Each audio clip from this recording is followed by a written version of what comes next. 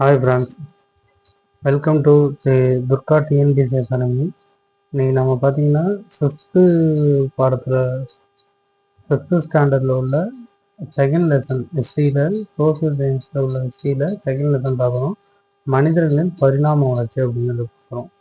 இப்போ நம்ம பார்க்குறதுல பார்த்தீங்கன்னா இந்த கட்டளை நோக்கங்கள் வந்து மனித குலம் எப்படி உருவானுச்சு, அவனை வேட்டையாடுறதுல எப்படி கற்றுக்கிட்டான், அப்புறம் வந்து ஒரு இடத்துலேருந்து இன்னொரு இடத்துக்கு எப்படி நகர்ந்து போனான் அப்படிங்கிறதெல்லாம் பற்றி இதில் நம்ம டெப்த்தாக பார்ப்போம். இதில் வந்து நம்ம டிஎன்பிஎஸ்சி மாணவர்களுக்கும் 6ஆம் வகுப்பு மாணவர்களுக்கும் ஏற்ற வகையில் மிக எளிமையாக இதை நம்ம சொல்கிறதுக்காக இந்த பாடத்திலேருந்து எளிமையாக நம்ம நடத்துறது. இப்போ வந்து பார்த்திங்கன்னா இது எப்படி வந்து மனிதன் உருவானான், ஃபஸ்ட்டு நடக்க தொடங்குறான், அப்புறம் ஒரு இடத்துலேருந்து வேறு இடத்துக்கு போகிறான், அப்புறம் வேட்டையாடுறான், நாகரிக வாழ்க்கைக்கு வந்து இன்றைய காலநிலையில் அடையிறான் அப்படிங்கிறத இந்த பிக்சர் நமக்கு ஷோ பண்ணுது. ஸோ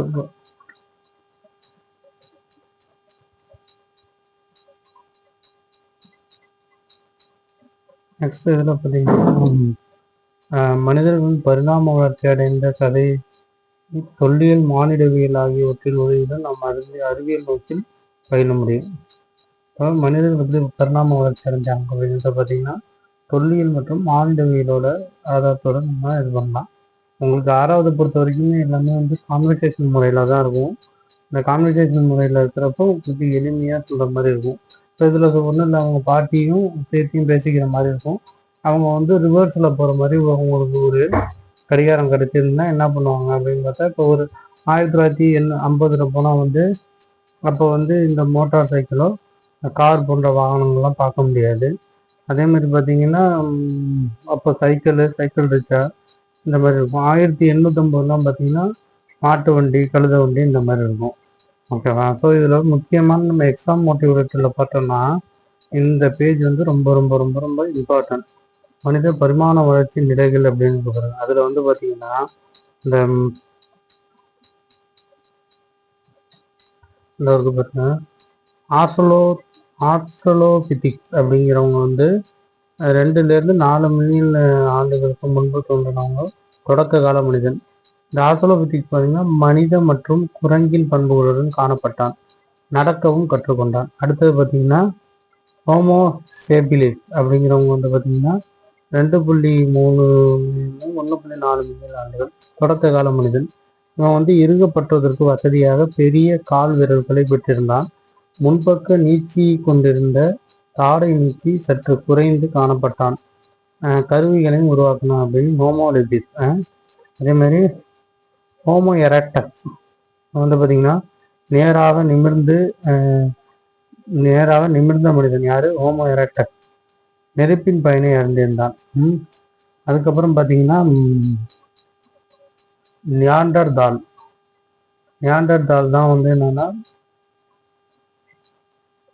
முழுமையான மனிதர்களான ஆப்பிரிக்காவிலிருந்து வேறுபட்டவன். கரடு முரடான கருவிகளை கூட்டியிருந்தான். வேட்டையாடுவதிலிருந்து பின்தங்கியிருந்தான். இறந்தவர்களை புதைக்கும் பழக்கம் இவங்களுக்கு இருந்தது. சார்ந்தவர்கள் ஜெர்மனியில் கிடைக்கப்பட்டுள்ளன. அதாவது ஹோமோசேபியன் நம்ம வந்து நவீன மனிதன், வேட்டையாடும் மற்றும் உணவு சேகரித்தல், சமூகமாக வாழ்தல், கரடுமுரடான கருவிகளை பயன்படுத்துதல், ஆப்பிரிக்காவிலிருந்து இடம்பெயர்ந்து ஐரோப்பாவிலும் ஆசியாவிலும் குடியேறினான். அதாவது குரோமேக்னான்ஸ் தான் இப்போ நம்ம உள்ளது. மனித வாழ்வில் தொடக்க கற்கருவிகளுடன் எலும்பாலான கருவிகளை பயன்படுத்தினால், குத்தீட்டியும் நெருப்புகோல் வகை கருவிகளும் பயன்படுத்தினாங்கிறது இதில் வரும். ஸோ இதை நீங்கள் தனித்தனியாக படிச்சுக்கிட்டீங்க, எழுதி வச்சிங்க. இதுதான் நமக்கு ரொம்ப யூஸ்ஃபுல்லாக இருக்கும். இதை திரும்ப பார்த்தீங்கன்னா தென்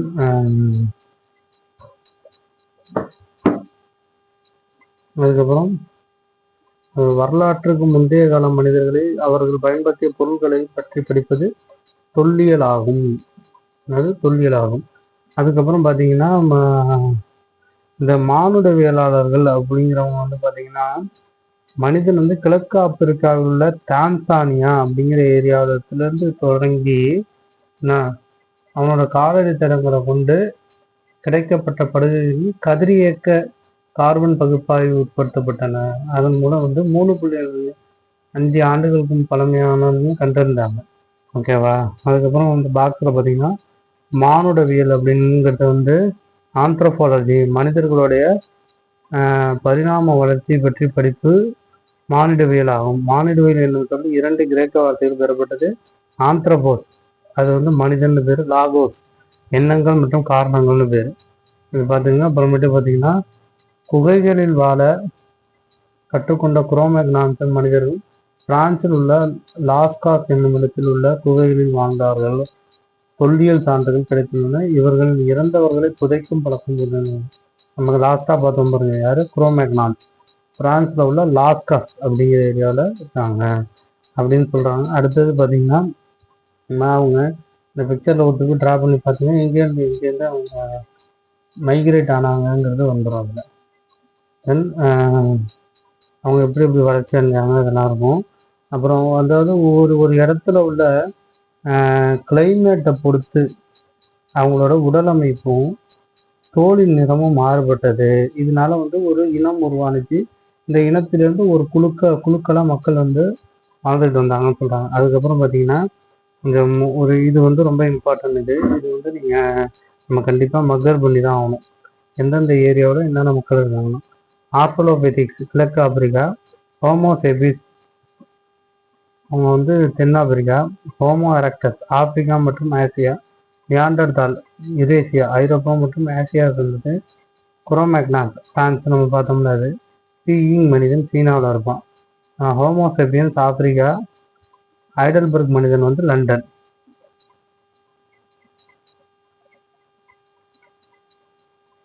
அதுக்கப்புறம் பார்த்தீங்கன்னா ஒரு இடத்துல எப்படி அவன் வந்து மரம் மற்றும் குகையில் வாழ்ந்திருந்தான், மலையில் வாழ்ந்தது குழுவாக தங்கினான் மனிதன். அவன் வேட்டையாடின பொருளை வந்து சேகரிக்க கற்றுக்கொண்டான். அவன் வேட்டையாடினது என்னன்னா பன்றி, மான், காட்டெருமை, காண்டாமிருகம், யானை, கரடி போன்ற பொருட்களை வேட்டையாடினா. அதனால புலி போன்ற வேட்டையாடின மிச்சப்பட்டதையும் எடுத்து சாப்பிட்டான். மீன் பிடிக்க கற்றுக்கொண்டான். தேன் எடுப்பதும் பழங்கள் பறிப்பது, கிழங்குகளை அகழ்ந்தெடுப்பது இது எல்லாமே மனிதனோட அந்த பரிணாம வளர்ச்சியில வந்துடுது. ஓகேவா?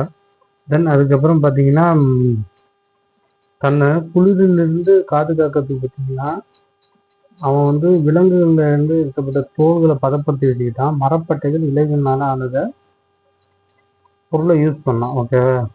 அதுக்கப்புறம் கற்கருவிகளை கொண்டு அவன் கருவி ஆரம்பிக்கிறான். குச்சியும் கல்லும் அவனால வேட்டையாட முடியல. அதுக்கப்புறம் தான் இந்த கற்கருவிகளை கொண்டு இது பண்ணுறான். அந்த கற்கருவிகளோட இதுதான் வந்து பார்த்தீங்கன்னா ஒரு கல்லை வந்து இன்னொரு கல்லுக்கு அடியில் வச்சு மற்றொரு கல்லைனா அதனை தட்டி செலுத்துதல். ஒரு கல்லுல இருந்து பார்த்தீங்கன்னா தட்டி செலுத்துதல்னு சொல்கிறான். இதில் வந்து பார்த்தீங்கன்னா அடுத்தது கற்கருவிகள் உருவாக்கும் 2 கற்கள் எடுத்துக்கொள்ளப்பட்டன. ஒரு கல்லில் உள்ள சீரற்ற பகுதி நீங்கவும் அதை கூர்மையான கருவியில் இன்னொரு கல் சுத்தியல் போல செயல்பட்டது அப்படிங்கிறாங்க. ஓகே, இதில் சிக்கிமுக்கி கல் வந்து ரொம்ப அந்த மறுபடியும் அந்த சிக்கிமுக்கி கல் தான் வந்து அந்த கருவிகள் செய்யறதுக்கு பயன்படுத்தினா அதை தேடுறதுலேயே ரொம்ப செலவழிச்சான் அப்படிங்கிறது இருக்காங்க. இதில் இந்த முன்னோர்கள் பயன்படுத்திய இந்த கற்கள்லாம் இருக்கு பாருங்க, அந்த ஆயுதங்கள் கல்லால் உருவாக்கப்பட்ட ஆயுதங்கள் இதெல்லாம். அதுக்கப்புறம் வந்து பார்த்தீங்கன்னா அந்த சிக்கிமுக்கி கல்லில் வந்து நெருப்பை பயன்படுத்தி அவனோட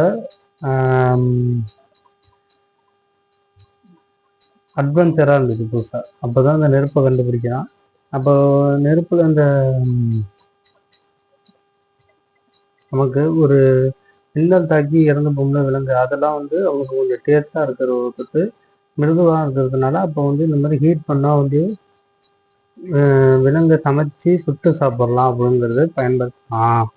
அந்த சிக்கிமுக்கி கல்லை வச்சு கண்டுபிடிச்சி ரெடி பண்ணாங்க அப்படின்னு சொல்கிறாங்க. ஓகேவா? அதுக்கப்புறம் பார்த்தீங்கன்னா சக்கரத்தை கண்டுபிடிக்கிறாங்க. சக்கரம் வந்து எதை வச்சு கண்டுபிடிக்கிறாங்கன்னா அந்த மலையிலேருந்து பாறைகள் உருண்டு வருது பாருங்க, அதை வந்து அட்வென்ச்சராக கொண்டு இந்த சக்கரத்தை வந்து அவங்க பயன்படுத்தி கொண்டு வர்றாங்க அப்படிங்கிற மாதிரி சொல்கிறாங்க. ஓகே, சக்கரத்தை கண்டுபிடிச்சி அதுலேருந்து வந்து பானைகள் செய்கிறாங்க. அந்த பானைகளை வந்து வண்ணப்பூச்சி கொண்டு அளவூட்டப்படுது. அதில் வந்து பார்த்தீங்கன்னா இலைகள் மற்றும் தாவரங்கள், வேர்கள், இலைகள், மரப்பட்டைகள் ஆகியவற்றை காற்றிலிருந்து அந்த வண்ணப்பூச்சி தயாரிக்கிறான் அப்படிங்கிற மாதிரி சொல்கிறாங்க. இதெல்லாம் வந்து அந்த சுவர் ஓவியங்கள் மூலிமா அவங்களோட பழைய இதை நம்ம தெரிஞ்சுக்கிறோம். இது வந்து ஒவ்வொரு தமிழ்நாட்டில் ஒவ்வொரு ஏரியாவிலும் கிடைச்சிருக்குங்கிறாங்க. விழுப்புரத்தில் வந்து பார்த்தீங்கன்னா கீழ்வளை, மதுரையில் வந்து உசிலம்பட்டி, கோவையில் வந்து குமுதி பகுதி, அதே கோவையில் மாவடைப்பு, நீலகிரியில் கரிக்கரை இவங்க பேரில் பொதிவரைங்கிற ஏரியாவில் கிடைச்சிருக்கு. ஓகேவா? இதில் மேக்ஸிமம் அவங்க பார்த்தீங்கன்னா இப்போ ஆண்கள் பெண்கள் நடனம் ஆடும்போதையும் விலங்குகள் வேட்டையாடுதலையும் பற்றி அவங்க வந்து இந்த ஓவியங்களாக வரைஞ்சிருந்தாங்க. இந்த மலை இடுக்குகள்ல புகைகளும் இந்த இதில் இருந்தாங்க. அப்போ அவங்க இந்த மொழி லாங்குவேஜ் தோன்றதுக்கு முன்னாடி பார்த்தீங்கன்னா அந்த ஒளியால் அந்த கூவுந்த இந்த நீங்கள் கூட இந்த இங்கிலீஷ் படத்துலலாம் பார்த்தீங்கன்னா தெரியும், அந்த ஒரு ஒரு விதமான ஒளியை எழுப்பி தான் அந்த நாடோடி எல்லாம் இருப்பாங்க. ஓகேவா?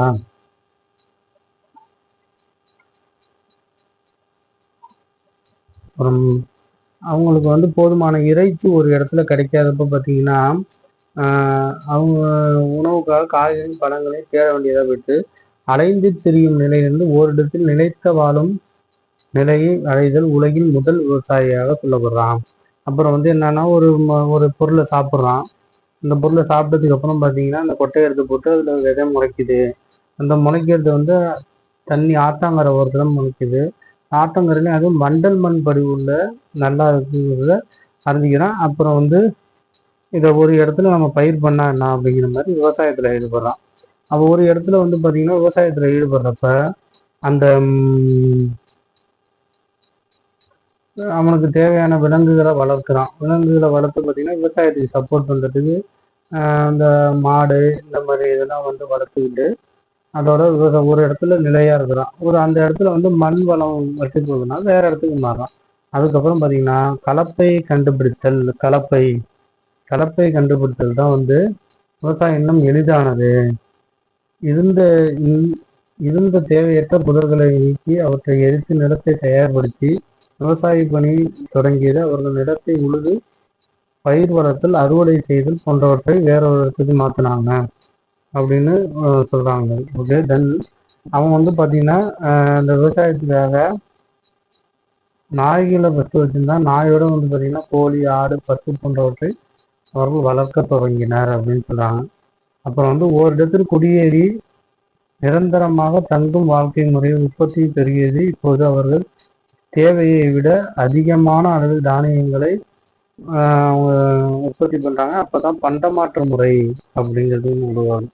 நம்மள்கிட்ட அதை யூஸ் பண்ணுறத அதிகமாக இருந்துச்சுன்னா என்ன பண்ணுறோம், நம்ம எக்ஸ்போர்ட் பண்ணுறோம்னா அதுதான் வந்து பண்டமாற்று முறைன்னு சொல்லி அவங்க அந்த காலத்தில் இது பண்ணாங்க. இந்த மாதிரி ஒவ்வொரு இதாக பரிணாமமாக வளர்ச்சி அடைஞ்சதுங்கிறத இந்த லெசனில் பார்க்கணும். இப்போ நம்ம வந்து இதில் வந்து புக் பேக் கொஸ்டினை பார்த்துருவோம்.